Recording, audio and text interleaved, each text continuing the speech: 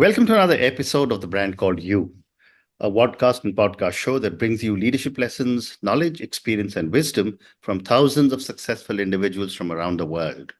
I'm your host, Ashutosh Garg, and today I'm delighted to welcome an accomplished professional from the world of fitness and sports from Chennai, India, Gita Krishna Raj.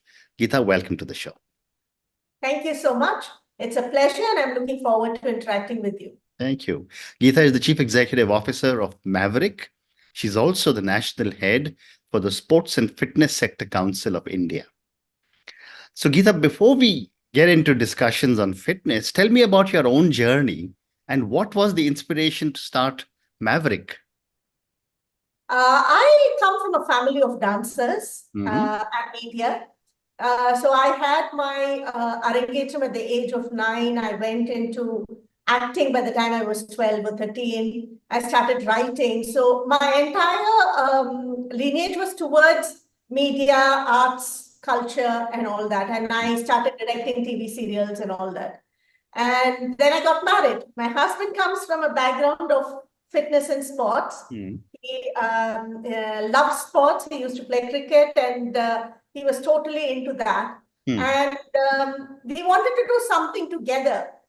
And at that time, there were not many gyms in India, and certainly no gyms that were started by Indians. So Krishan was very keen to start this concept called Maverick. So we started Maverick in 2003. And initially, I was just looking after the business aspect of it.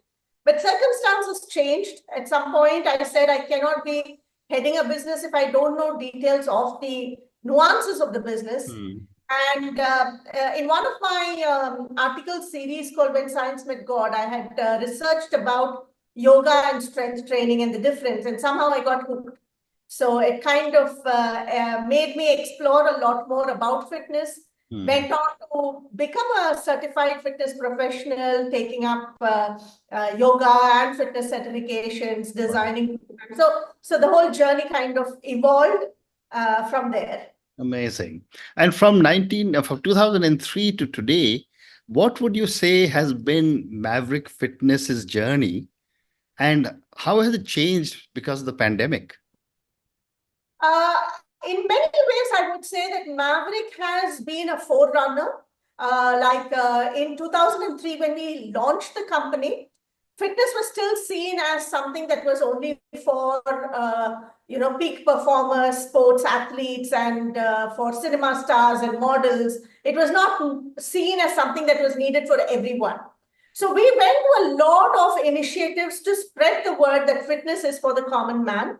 So the first few years of Maverick was in spreading that awareness in our localities. We had 10 gyms across South India, and that is what we were focusing on.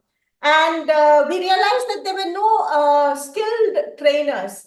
So the minute I started getting my certification, I said, there's no point in one person being certified. The whole industry needs to upgrade. So we were the largest, we had the largest number of certified professionals at one point, where we got them all certified from the US, from the UK, and taught them how to upgrade their own understanding and training methodologies. From there, in 2014, we moved into a corporate setup, because that's when the corporate houses started understanding that fitness was very crucial for the well-being of their staff and their team. So we moved into a corporate setup. So we are into Cognizant, Tata's, etc. across India. And then we launched our fitness program for children, Maverick Fit Kids, with a physical literacy program in 2014. And during the pandemic, it was pretty disheartening to know that despite fitness being a very important integral part of the necessity for every individual, it had still not been given the primary protocol, primary space to be treated with that kind of importance. And pandemic changed that for everyone, because they suddenly started understanding the value of fitness. So during the pandemic, touchwood, we were a lot more controlled than most other players, because we were not in retail segments where we had rentals and things like that. Business-wise, we were safeguarded. But then the gyms didn't work because everyone was working from home. So corporate houses didn't need the gyms. So we launched something called Maverick My Gym, which is a personalized fitness studio, like how you would rent a kind of a tennis court or a futsal or things like that. You rent a gym and you have the independence and the privacy to work out with your family or your friends and take it forward from there. So that was a very appreciated concept. It was like a studio gym that was available, especially for those who were missing the opportunity to have a full-fledged workout in a gym. Amazing. What an amazing innovation. Thank you. Geeta, you've also been a strong advocate for holistic well-being. How do you define holistic well-being, and why is it crucial in today's fitness landscape? To be honest, we have always segregated our understanding of wellness and the identity of the I into separate compartments. So even in education, if you say these are academic periods when you need to be working on the cognitive portion of the student. Then you say that these are the happiness periods where you're just having fun, enjoying. And then there are these physical education periods where you are going to be, doing mundane exercises. So somewhere in our minds, we have isolated every aspect of our well-being. Now, holistic well-being is that your first identity begins with your body. You don't exist without your body, but you're not just your body. With your body comes your emotional well-being. It comes with your ability to take stress, ability to interact with people, your social well-being, your understanding. Everything comes, and you have to treat the person as a whole. Now, from a fitness parlance, when we normally talk about holistic well-being, we generally say, look after your diet, what you eat matters, look after your movement, how much you move, how often you move, what kinds of movements matters, look after your sleep, ensure that you're sleeping well, look after your breathing, because many people are stuck in places where even, there's so much pollution, they're not able to breathe normally, look after your hydration. So these are all tips that people normally say about holistic well-being, to say that ensure your posture is correct, so you bring in the whole gamut. You're doing enough strength training to build your muscles, you're doing enough stretching to make yourself flexible, how agile are you, how fast you can move, and things like that. Now, I would like to add the dimension of physical literacy to say that holistic wellness is not just the components, because the whole is greater than just the sum of its parts. And it's not about addressing your ergonomics or addressing your sleep alone as isolated components. It's about embodying the action of being active, embodying the feeling of being well, of being vital. You should be flowing with vitality. You should not be feeling tired. And it comes from all aspects. So how do you ensure that at any given time, your body is capable of doing anything that your mind wants you to do? Whether it's in the middle of the night, whether it is early in the morning, whether it's after a whole day of workouts and exercise, whatever it is, but your body should be capable of assisting anything that your mind can conjure up for you to. And in order to do that, are you able to understand your body? Because most often we are aliens to our own bodies. We go to the doctor and say, fix me, without even understanding what is happening inside your own body. So somewhere are we able to connect our body and mind and bring about that shift that you live life through your body? Great response. Great response. Geeta, you spoke a few minutes back about programs you've developed for the corporate houses. Give me some examples of the impact these programs have had on corporate health and productivity. So generally, to be honest, when we started out in 2003, fitness was still not something that was accepted. And when we started out in corporate houses in 2011, 12, it was still just a tick in the checkbox. It was, they had to provide, and it was made available. And slowly, a few of the players, I won't say all of them, but a few of the players started understanding the value. So we used to have these permanent gym goers who would come often and work out, but most of them would still be, pushed or will need extra motivation to be participating in it. Thankfully, since the pandemic, that approach has changed. People are on their own more willing and ready to schedule their workouts, to come forward and things like that. And our approach has been one of a physical literacy approach where we have several workshops that help us connect with our members to tell them. So we have an app that gives them a meditation, that teaches them what exercises actually work. So we go by what the Czech Institute says as tender loving care kind of exercises, where you're not in a mood to exercise, but you still need to move your body. So can you pick up an exercise routine that will make you move? There are those that are high end. You really think you can pump those weights? Please go ahead. You want to work on your core? So there's a lot of using technology. We have created a lot of avenues by which we communicate with our clients, our members, to say that these are the various options and these are the various methodologies in which you can still continue to be active and take it forward from there. Amazing. So, and the response has been that most of the corporate houses find a lot more people participating, willing, ready to be part of it. Of course, it also depends on the facility that the corporate house can provide based on the space availability. So there are some centers where we have group classes, some where the gyms by themselves are pretty small, but it's customized to suit the location. Absolutely. Absolutely. Well said. You also spoke a little bit about programs you have developed for children. And the brand you have, I think, is Maverick Fit Kids.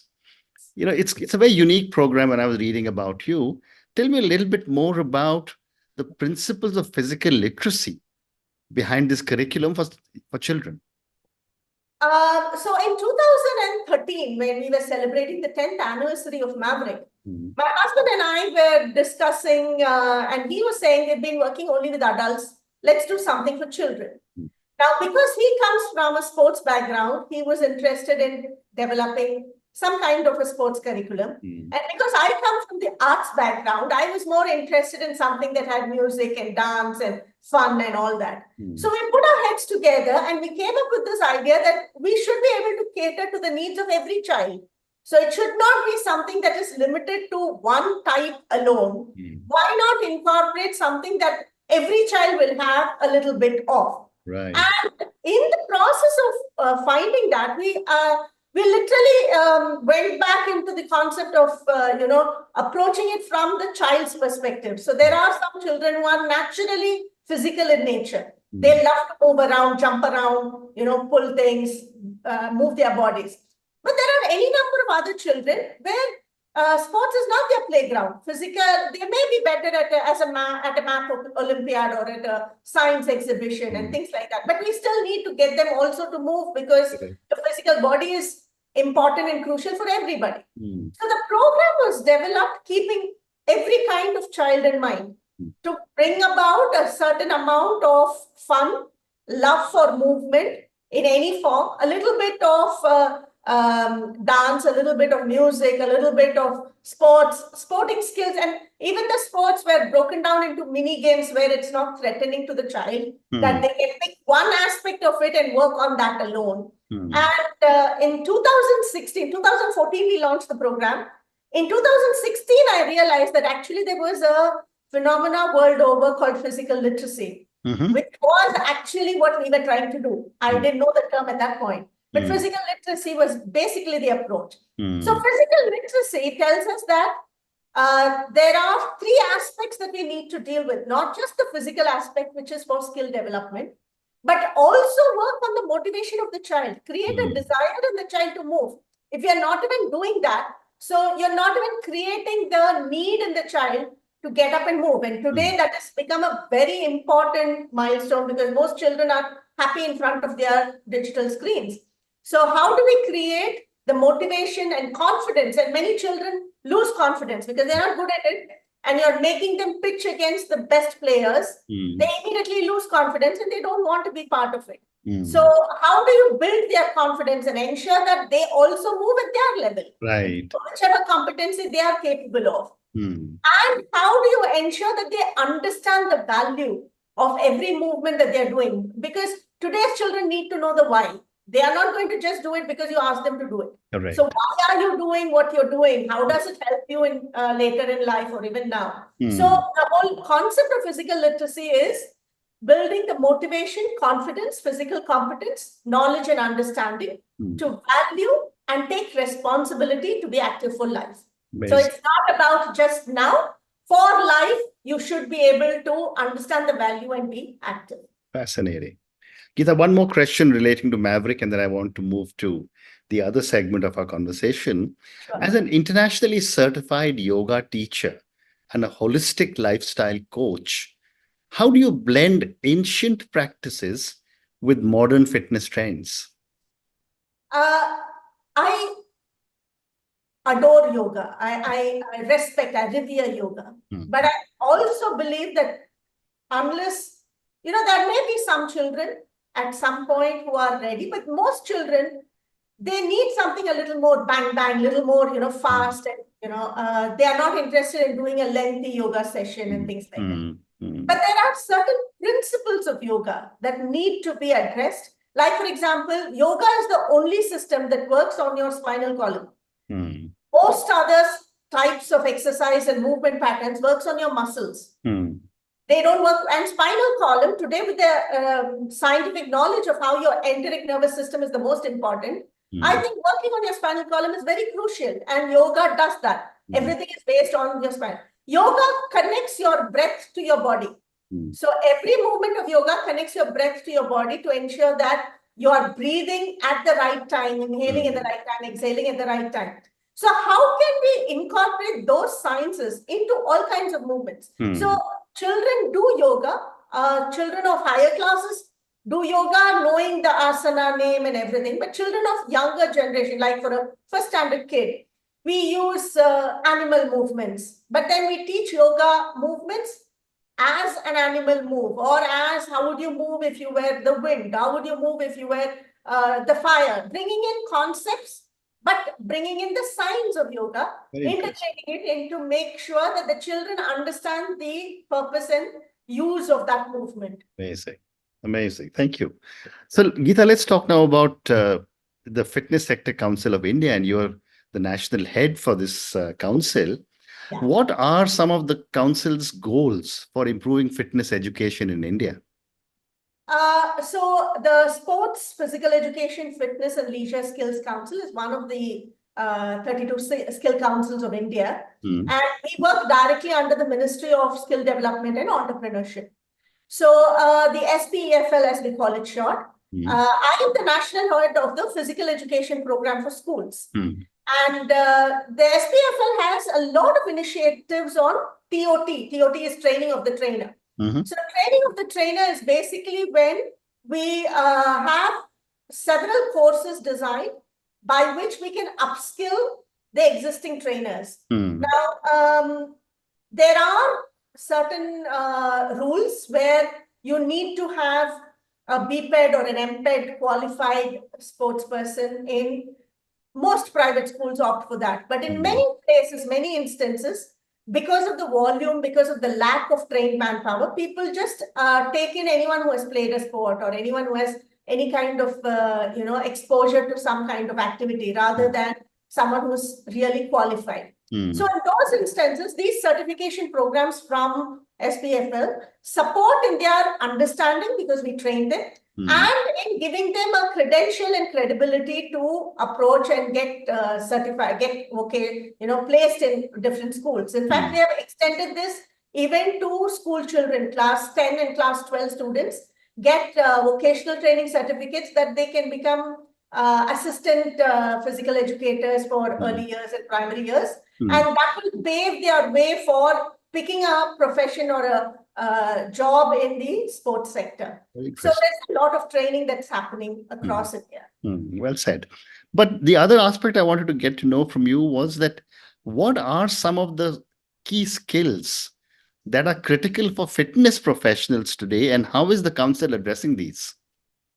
So, firstly, about what are the skills for a fitness professional? I think we've come a long way. As I said, when we started in 2003 Maverick, there were hardly any skilled professionals. Touch wood, that trend has changed. More and more people are understanding the value of having skilled professionals. The skilled professionals could range from a different kind of acting like Zumba instructor or a yoga instructor to a strength and conditioning instructor. And there are several gradations, several levels. You can go in for personalized trainers who charge anywhere between 1 lakh to 2 lakhs per month, but you also have other trainers who are knowledgeable enough to address the common man who needs basic skills. And there are gradations and specifics for that. Now, from the sector's perspective, again, we have several certification programs.